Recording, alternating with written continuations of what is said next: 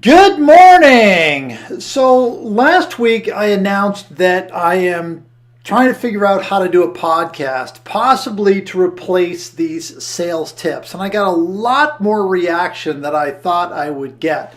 And I'm still learning on this whole thing. And I wanted to make this sales tip part of that journey because Kelly Malazzi and I started this education process on how to make a podcast yesterday. And it went terribly. It was not an unmitigated disaster, as my dad used to say, but it was close.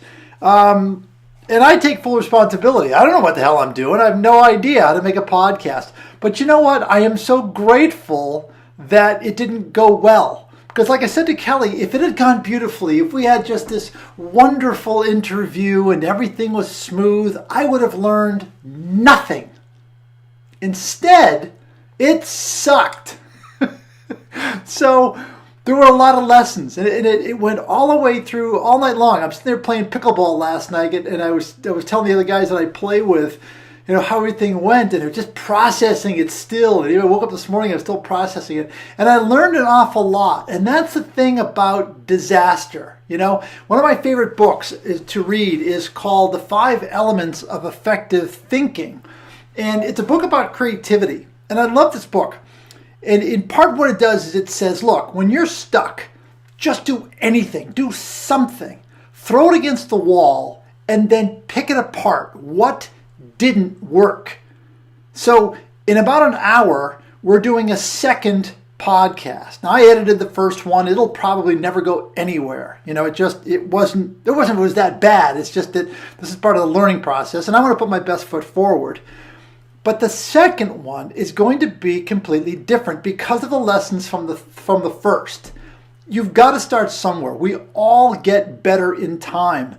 But in those moments when we get stuck, whatever it is, don't be afraid to just do something, even though you know it's terrible. Put it out there. Try it. Ask questions. Be open to the criticism that comes with it or critique.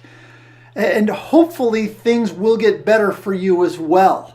I certainly hope, and I've done a lot of research on how to do this and how to make these podcasts and what to do and what not to do, and we're finding our own way. We would love your input, so please, Kelly and I would greatly appreciate any kind of ideas you've got. What do you listen to for podcasts? What don't you listen to? What do you like? What do you not like? Because I think that there's a market here, if you will. I mean, obviously they're going to be free, so it's not like I'm going to retire on volume alone.